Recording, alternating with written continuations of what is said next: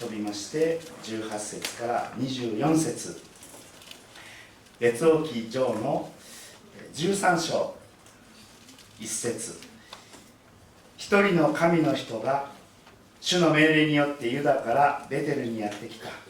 ちょうどその時、ヤロブアムは香を焚くために祭壇のそばに立っていた。するとこの人は主の命令によって祭壇に向かい、こう呼びかけていった。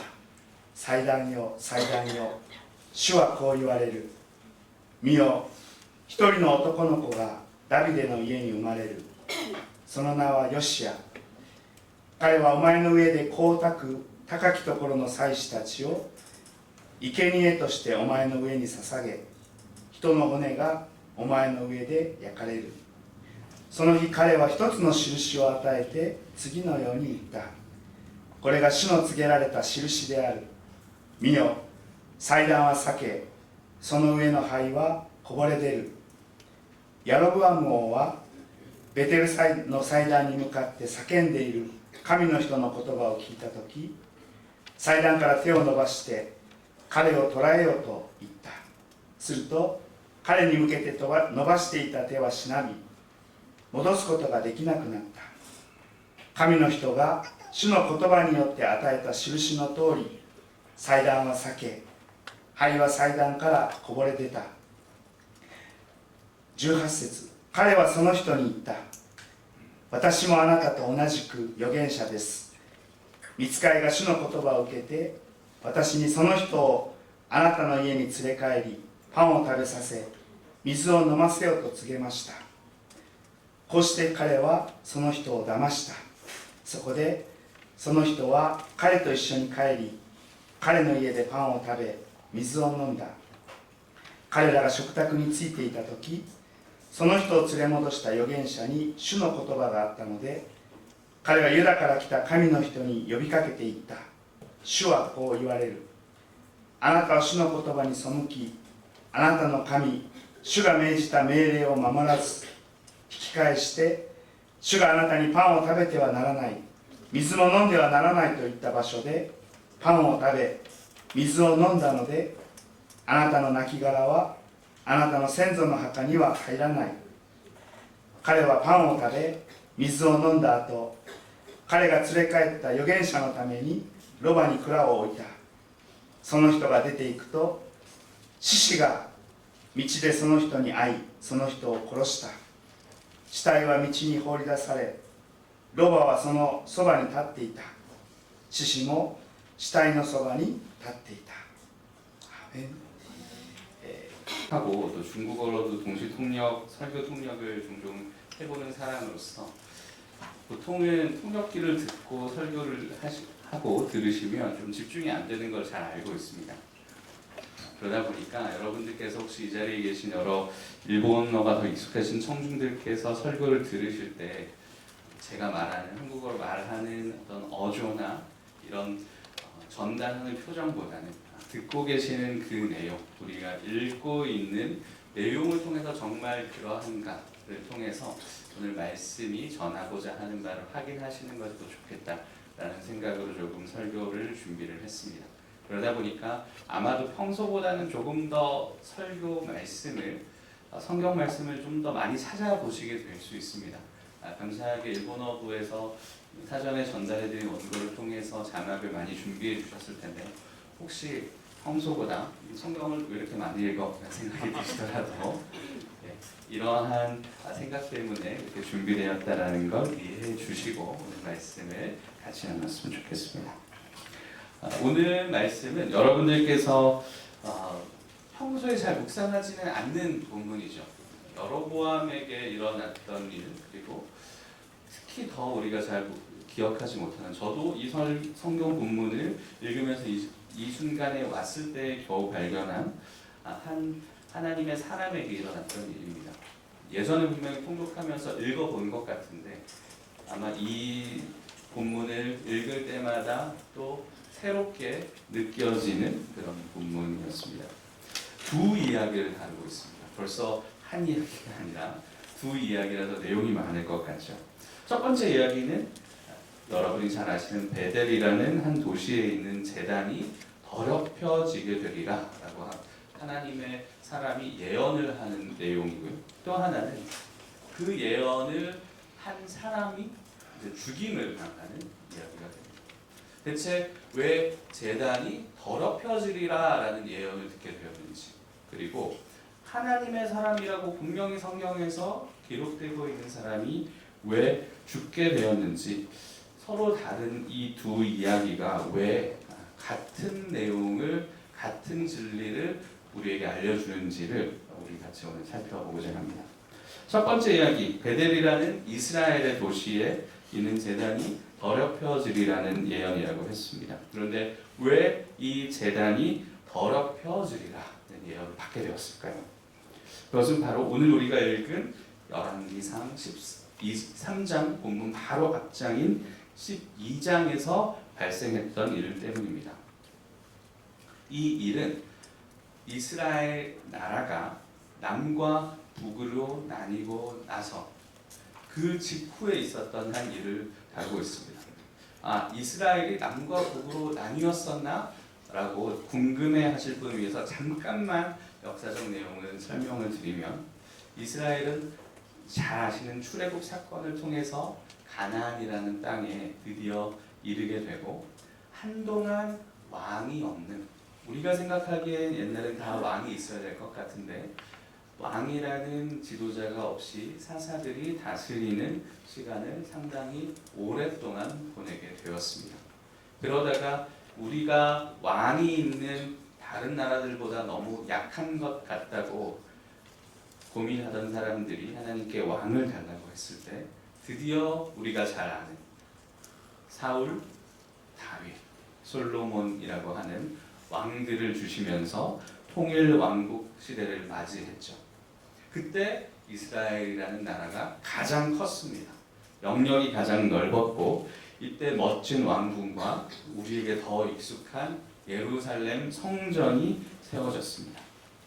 문제는 이 성전을 세우고 예루살렘 왕궁을 세우고 나라를 크게 확장하는 과정에서 어떤 일이 있었을까요? 많은 백성들이 군사로 또 노동자로 동원이 되는 일이 있었습니다. 그러다 보니까 이제 세 번째 왕, 나라를 가장 크게 만들었던 솔로몬 왕이 죽고 그 아들에게 왕위가 넘어갈 때에 백성들이 대표 한 사람을 세워 물어봅니다.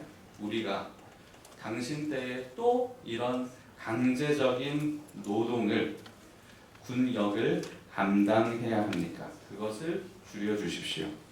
그러나 그 솔로몬의 아들 르호보암 왕은 이것을 거절했습니다.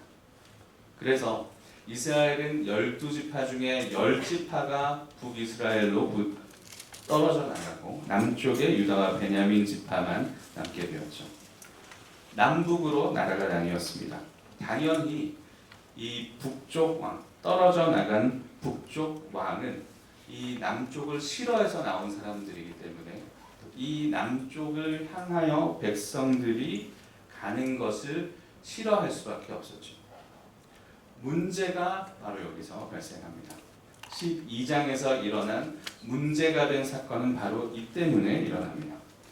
하나님이 주신 모세의 율법에 이스라엘 백성은 하나님의 이름을 둔 곳으로 나와 예배해야 한다라는 말씀이 너무나 명확하게 쓰여 있었기 때문이죠. 그것을 저희가 오늘 말씀에서 먼저 한번 확인해 보겠습니다. 신명기 12장 1절에서 14절까지인데요. 오늘 본문보다도 더 긴 내용인데 그 내용 자체가 쭉 읽어보면 하나님이 무엇을 바라셨나 알 수 있기 때문에 같이 한번 다 같이 소리내서 화면을 보시면서 읽어보겠습니다. 네, 조상의 하나님 여호와께서 같이 한번 일본어도 읽으시고 한글로도 한번 읽어보겠습니다. 일본어로 읽으실 수 있는 분 읽어보겠습니다. 내 조상의 하나님 여호와께서 내게 주셔서 차지하게 하신 땅에서 너희가 평생을 지켜 행할 때와 법도는 이러하니라. 너희가 쫓아낼 민족들이 그들의 신을 섬기는 곳은 높은 산이든지 작은 산이든지 푸른 나무 아래든지를 막론하고 그 모든 곳은 너희가 마땅히 하멸하며 그 제단을 헐며 주상을 깨뜨리며 아세라상을 불사르고 또 그 조각한 신상들을 찍어 그 이름을 그곳에서 멸하라. 너희의 하나님 여호와께는 너희가 그처럼 행하지 말고 오직 너희의 하나님 여호와께서 자기 이름을 두시려고 너희 모든 지파 중에서 택하신 곳인 그 계실 곳으로 찾아 나아가서 너희의 번제와 너희의 제물과 너희의 11조와 너희 손의 거제와 너희의 서원제와 낙헌 예물과 너희 소와 양의 처음 난 것들을 너희는 그리로 가져다가 드리고 거기 곧 너희의 하나님 여호와 앞에서 먹고 너희의 하나님 여호와께서 너희 손으로 수고한 일에 복 주심으로 말미암아 너희와 너희의 가족이 즐거워할지니라. 우리가 오늘 여기에서는 각기 소견대로 하였거니와 너희가 거기에서는 그렇지 하지 말지니라. 너희가 너희 하나님 여호와께서 주시는 안식과 기업에 아직은 이르지 못하였거니와 너희가 요단을 건너 너희 하나님 여호와께서 너희에게 기업으로 주시는 땅에 거주하게 될 때 또는 여호와께서 너희에게 너희 주위의 모든 대적을 이기게 하시고 너희에게 안식을 주사 너희를 평안히 거주하게 하실 때 너희는 너희의 하나님 여호와께서 자기 이름을 두시려고 택하실 그곳으로 내가 명령하는 것을 모두 가지고 갈지니 곧 너희의 번제와 너희의 희생과 너희의 11조와 너희 손의 거제와 너희가 여호와께서 원하시는 모든 아름다운 서원물을 가져가고 너희와 너희의 자녀와 노비와 함께 너희의 하나님 여호와 앞에서 즐거워할 것이요 내 성중에 있는 레위인과도 그리할지니 레위인은 너희 중에 기업이 없음이니라. 삼가서 내게 보이는 아무 곳에서나 번제를 드리지 말고 오직 너희의 한 지파 중에서 여호와께서 택하실 그 곳에서 번제를 드리고 또 내가 내게 명령하는 모든 것을 거기서 행할지니라. 이 예언은 이 말씀은 400년 전에 주신 말씀입니다. 이스라엘 백성이 출애굽을 마치고 가나안 땅으로 들어오기 직전에 모세가 광야에서 백성들에게 마지막으로 설교한 내용 중에 하나죠. 400년 전에 지금은 아니다. 지금은 내 이름을 둘 곳이 아직 정해진 것이 아니라 왜냐하면 광야에서는 이리저리 왔다 갔다 천막을 쳐서 성막을 만들고 그곳에 내 이름을 둔다. 이름을 둘 곳이 여기저기 왔다 갔다 했으나 나중에 그곳에 이르러서는 너희가 이제 내 이름을 둘 한 지정된 곳으로 와서 예배를 드려라라고 명확하게 말하고 있습니다. 더군다나 그 시점을 명확하게 이야기하고 계신 게 이 구절들이죠.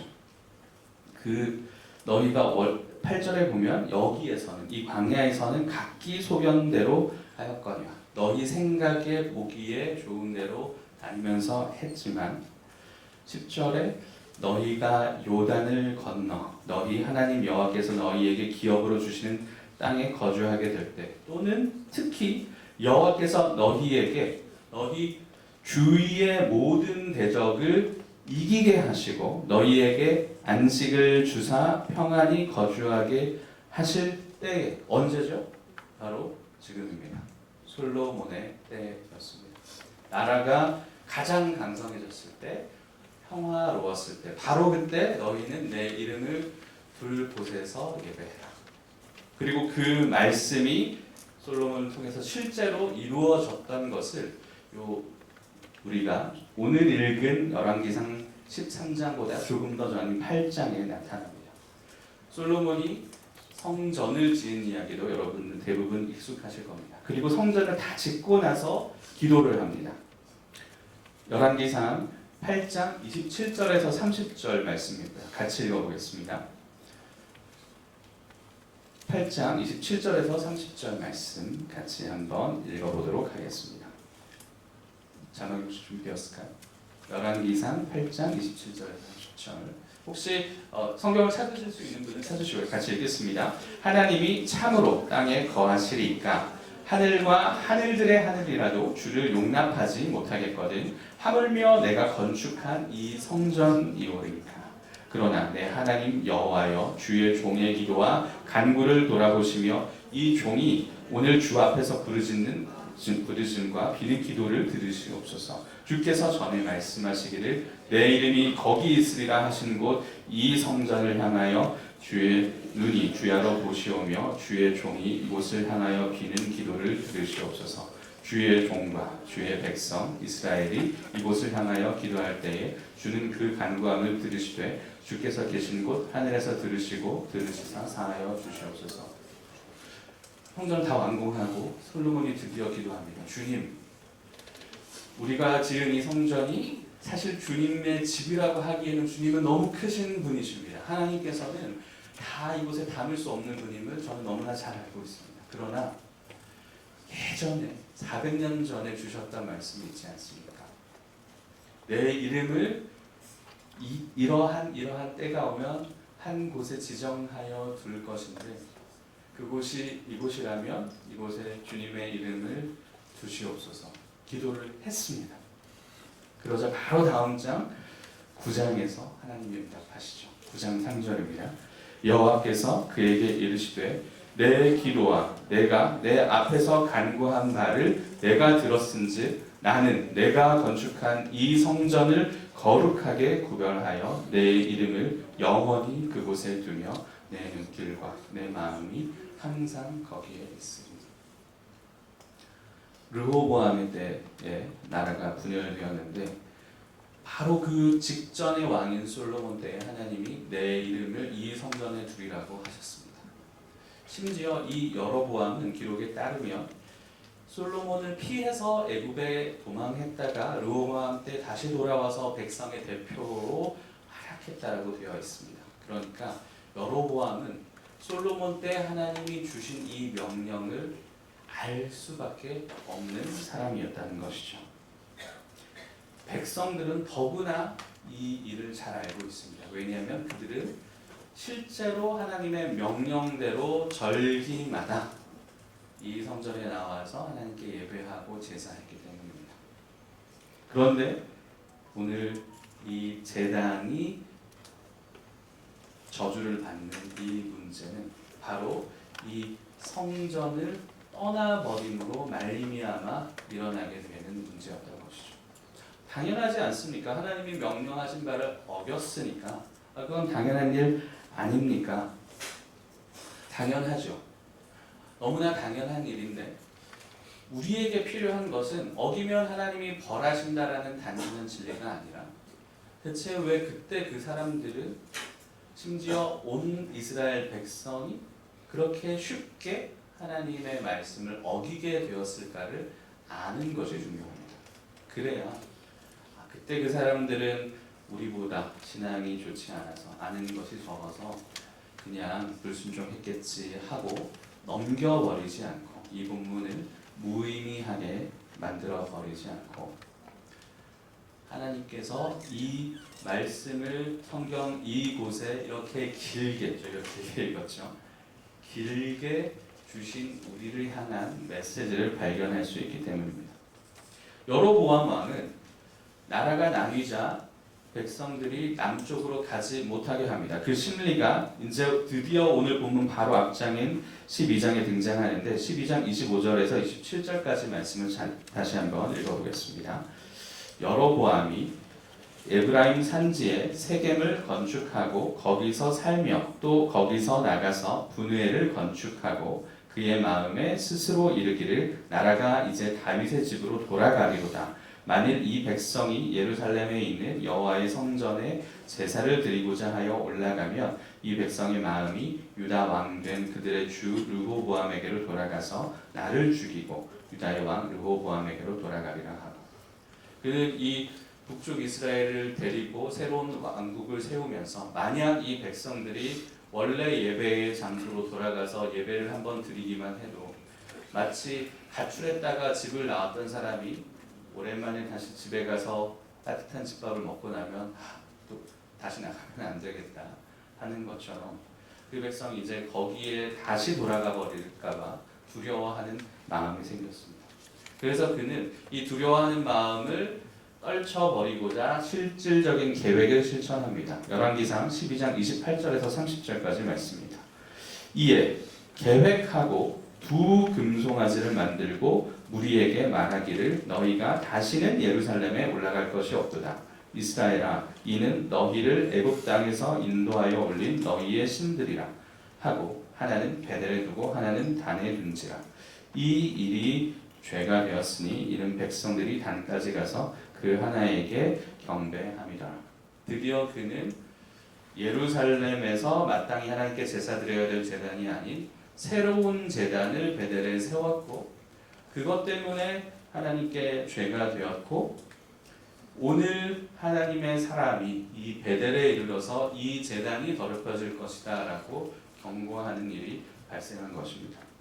그런데 대체 왜 북이스라엘 사람들은 이렇게 쉽게 그 왕이 예배하자고 하면 하나님의 말씀도 아닌데 왜 이 베델에서 제사하는 것을 동의하고, 이 여로보암의 죄라고 하는 이야기는 앞으로 열왕기에 계속하여 나옵니다. 그들이 여로보암의 죄를 범하였다. 그 후대에도 더 후대에도 시간이 몇백 년이 흘러도 그들이 여로보암의 죄를 범하였더라라는 말이 등장하게 되는데, 대체 왜 사람들의 마음에 계속하여 남게 되는 이 죄를 사람들이 처음에 받아들였던 걸까요? 이곳에 오늘 우리가 이 성경 말씀에서 반드시 기억해야 할 문제사이의 제목인 순종의 대체품을, 유혹을, 가짜 순종의 유혹을 벗어내야 되는 이유가 등장합니다. 대체 왜 백성들은 하나님께 불순종하는 일을 그렇게 분별하지 못하고 따라갔을까요? 첫 번째 이유는 이 베델이 너무나 유서 깊은 신앙의 도시이기 때문입니다. 이스라엘 백성들이 조상으로 일컫는 아브라함, 다들 아시죠? 아브라함 때부터 등장한 도시가 바로 베델입니다. 아브라함이 처음 가나안에 도착해서 베델과 아이 사이에 장막을 치고 제단을 쌓았다라는 기록이 창세기에 등장하는데, 우리가 다 알다시피 아브라함은 하나님을 신실하게 따르며 우상이 가득한 우르를 떠나온 사람입니다. 그가 새로운 우상을 섬겼다라는 기록은 성경에 없습니다. 인간적인 실수는 많이 하였지만 그는 우상을 따르지 않았습니다. 그렇기에 이 제단, 베델에 그들의 조상 아브라함이 쌓았던 제단은 하나님을 예배하는 제단이었던 것이죠. 그리고 그것을 증명하는 것은 그의 손자 야곱이 하란이라는 곳을, 북쪽 땅을 향해서 갈 때 이 베델을 지나다가 여기서 잠들었을 때 하나님의 천사들이 하늘을 오르내리는 사닥다리의 꿈을 꾸면서 그가 이곳에 비석을 세우고 기름을 부으며 이곳을 드디어 벳엘, 하나님의 집이라는 이름으로 부릅니다. 어릴 때 저는 교회를 다니면서 교회는 하나님의 집이다라는 생각이 있었습니다. 그러다가 어릴 때 창세기 성경을 읽다가 성경에서 벳엘이 하나님의 집이다라는 창세기 말씀을 읽으니까 이게 성경에 등장하는 첫 교회인가 보다, 이렇게 생각을 했습니다. 그리고 요셉 때 이스라엘 백성이 애굽으로 건너갔다가 다시 돌아올 때 여호수아 때가 되어서 이 베델을 다시 정복했다라는 기록이 등장할 만큼 베델은 이스라엘 사람들의 역사 속에 계속 등장하는 하나님이 주신 땅이었던 것이죠. 그리고 왕국이 세워지기 바로 직전 사사기 때에는 이곳에 하나님의 언약궤도 있었다. 그래서 백성들이 여기에 나와서 하나님께 기도하고 금식했다라는 기록까지 성경에 등장합니다.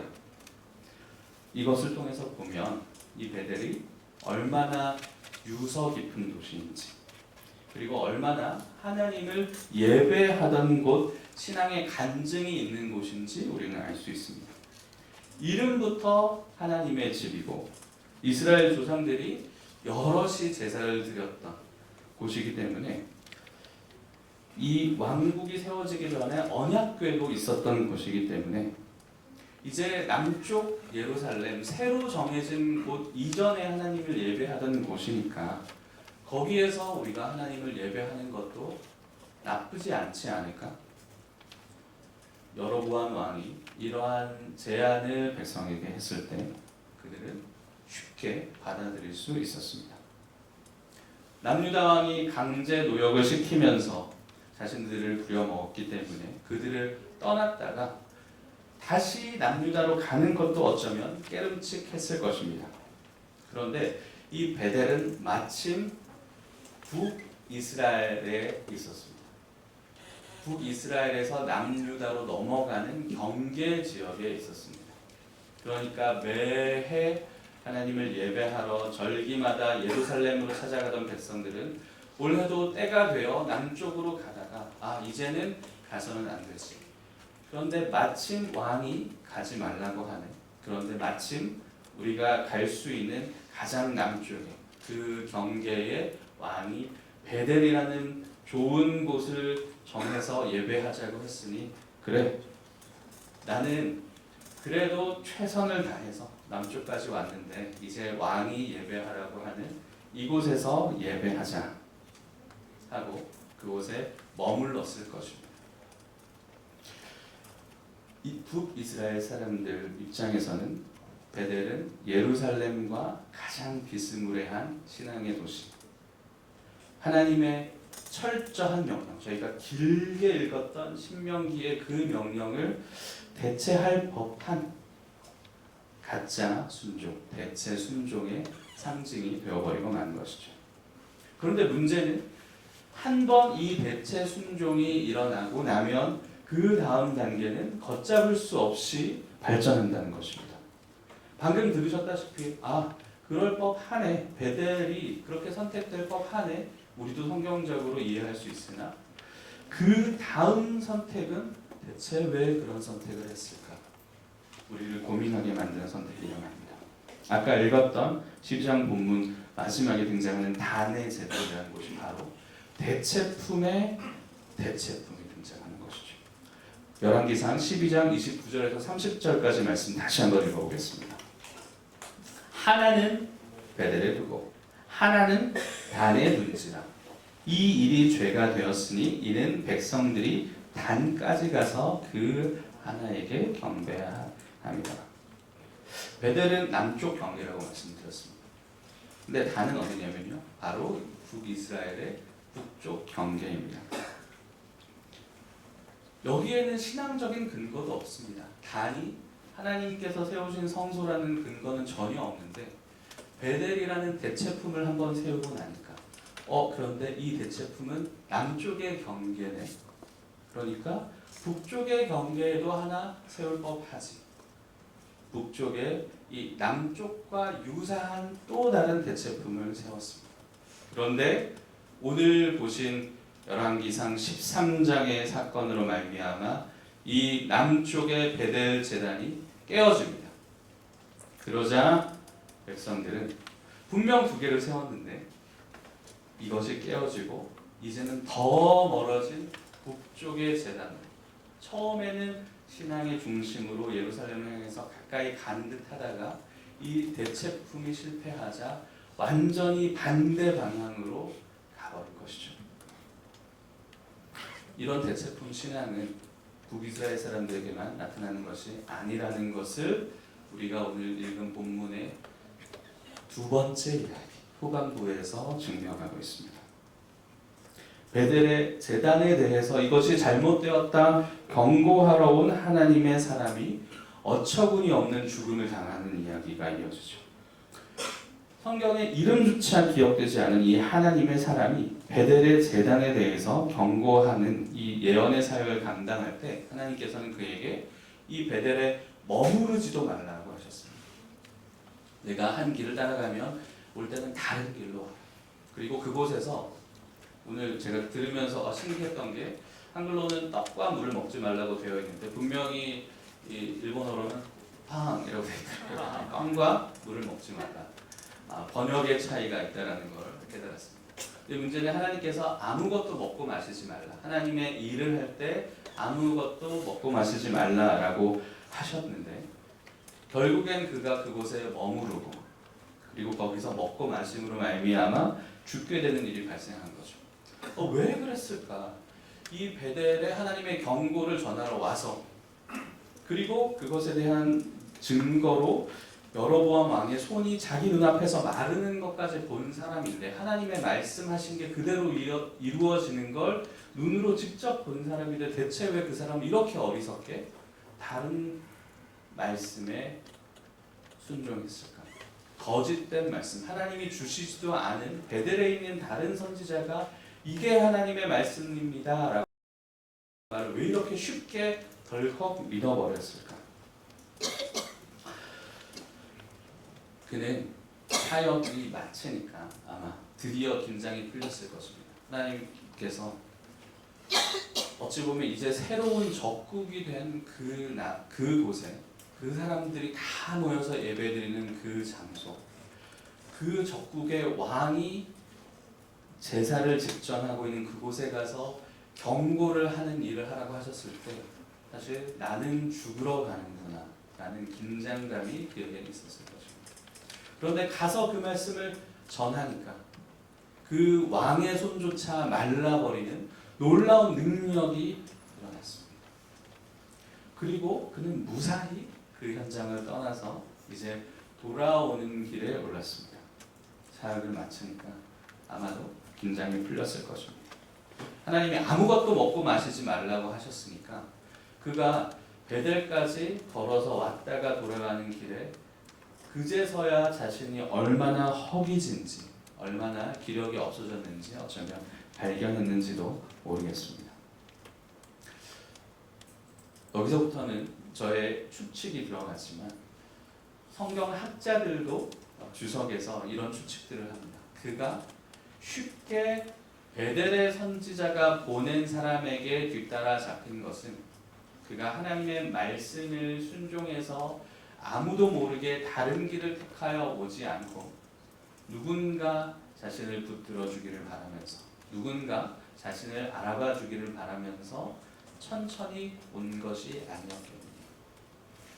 베델의 선지자가 보낸 사람이 빨리 왔든 그가 천천히 갔든 그것이 사실이든 아니든 결국 그는 그 베델의 선지자가 보낸 사람을 마주하고 그가 하나님이 새롭게 말씀하셨습니다 라는 말을 너무나 쉽게 덜컥 믿어버립니다. 자신이 들은 하나님의 말씀은 어느새 잊어버리고 대체해버린 것이죠.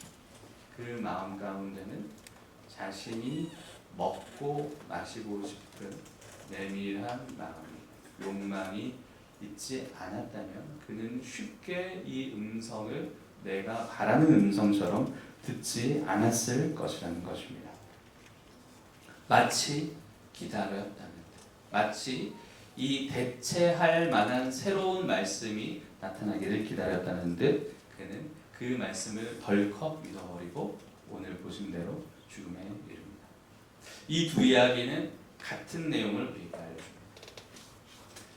하나님께서 우리에게 직접 말씀하신 바, 우리에게 익히 알라고 늘 강조해 주신 바를 우리는 생각보다 쉽게 우리가 보고 우리가 바라기에 편한 것으로 대체한다는 것이죠. 우리는 주의해야 됩니다. 이미 사역을 하다가 힘들고 지쳐서 우리의 환경적 여건이 이제 바뀌어서 이제는 좀 변화가 있어야 하지 않을까 하는 마음이 들 때 하나님의 말씀을 쉽게 조금 달라 보이는 것으로 바꾸게 하는 그 시도들, 우리 마음 안에서 그것을 붙들게 만드는 그 마음을 우리는 주의해야 합니다. 한 번 그 대체품을 맛보고 나면, 선택하고 나면 우리는 저 멀리 원래 하나님 말씀과는 정반대되는 길로 나아가 버리게 될 것입니다. 우리가 어떻게 하면 이러한 대체 순종을, 가짜 순종을 멀리 할 수 있을까요? 두 가지를 꼭 기억하셨으면 좋겠습니다. 이미 400년 전에 주셨던 예언, 그 말씀을 그대로 기억하여 기도하고 하나님의 이름이 이곳에 임하여 주옵소서 기도하고 그 이름을 받았던 솔로몬처럼 우리는 이미 우리에게 주신 말씀을, 이미 우리에게 주신 은혜를 꼭 붙들어야 합니다.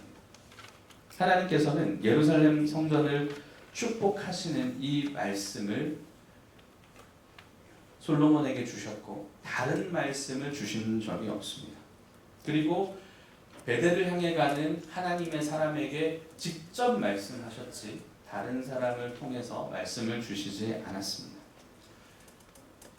우리가 다른 음성을 듣게 되는 것은 내가 내 욕망을 투영한, 내 형편을 투영한 답을 정해놓고 그 답과 비슷한 음성이 언젠가 들리기를 기다리고 있기 때문에 그것을 취하는 것이지, 하나님께서는 이미 명확하게 우리가 가야 할 길을 우리에게 알려주셨습니다.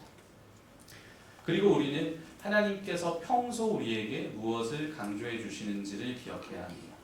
아마 일본어 예배부에서는 코야스 목사님께서 늘 반복하여 주시는 명령들이 있을 것입니다. 어느 순간 늘 목사님은 비슷한 결론으로 늘 비슷한 강조를 하시지라고 느껴지는 순간이 올 수도 있습니다. 왜냐하면 목사님과 비슷하게 저는 사역 훈련을 진행하고 말씀을 전하다 보면 어느새 같은 이야기를 하고 있더라고요. 그런데 그 이야기를 반복하여 전하시는 이유는 그것이 우리가 늘 기억해야 할 진리이기 때문에 그렇습니다. 저희 아버지께서는 저에게 본질에서 떠나가지 말라고 늘 한 가지를 강조하십니다. 그래서 지금도 이제 나이가 많으셔서 은퇴하실 나이가 되셨지만 가족이 모여서 같이 예배를 하면 늘 들었던 그 이야기를 하십니다. 저희 가훈이 경천애인, 하늘을 경외하고 사람을 사랑하라. 예수님께서 마태복음에 말씀하셨던 내 마음을 다하고 목숨을 다하고 뜻을 다하고 힘을 다하여 주 너의 하나님을 사랑하라. 그리고 내 이웃을 내 몸과 같이 사랑하라. 이것이 온 율법과 선지자의 강령이니라 라는 말씀을 강조하시면서 예수님이 직접 말씀하신 성경의 가장 중요한 두 개가 이것이다 라는 걸 강조하고 또 강조하십니다. 그래서 저희 아버지의 손자인 제 아들도 그 말씀을 암송하고 있습니다. 다른 설교 해주셔도 좋은데 왜 자꾸 그 말씀을 하실까? 우리는 금방 다른 대체품을 찾아 떠나는 사람들이기 때문에 그렇죠. 우리의 신앙이 가장 본질적인 것. 하나님께서 사실 굳이 이 자리까지 데려다 앉혀준 여러분께는 여러분 각각의 사람에게 이미 주셨던 음성, 이 자리로 부르셨던 은혜가 있을 줄로 믿습니다. 그 은혜를 잘 붙드시고 그리고 이곳에서 반복하여 목사님께서 선포하여 주시는 귀한 말씀을 가벼이 여기지 마시고 내가 정말 그것을 나의 일상 가운데 이번 주에도 실천하고 있는지 꼭 점검해 보시기 바랍니다. 이 두 가지만 기억하면서 저희가 대체품 신앙에서 멀어져 나오기를 그 유혹을 떨쳐버리길 소망합니다. 지금 나에게 이미 주신 은혜를 기억하십시오. 그리고 평소에 강조되었던 내가 배우고 기억한 암송한 그 말씀을 기억하십시오. 그러할 때 우리는 이 대체품 신앙이 무엇이 잘못되었는지 본능적으로 느끼고 그곳에서 멀어질 수 있을 줄 믿습니다. 기도하겠습니다. 주님 감사합니다. できる方はお立ちくださいまして賛否を持って、褒めたたえていきたいと思います。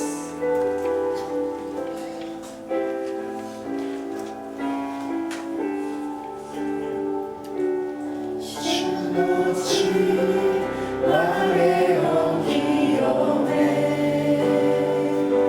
主の地自由にする主を崇めるこの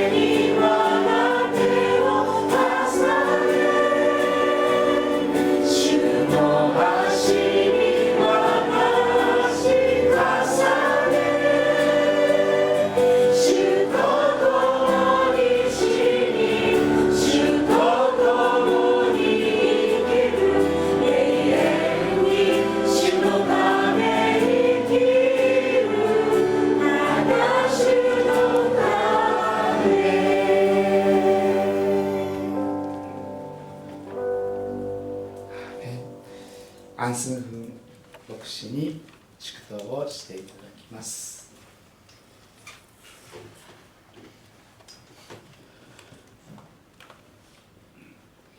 이제는 우리 주 예수 그리스도의 은혜와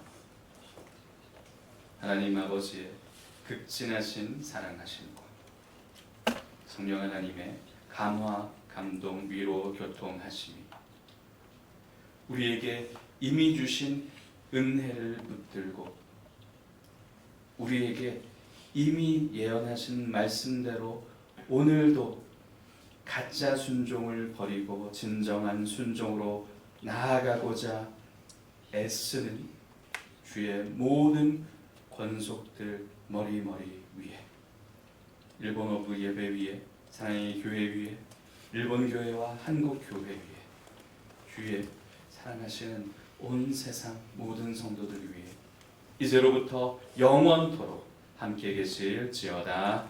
아멘.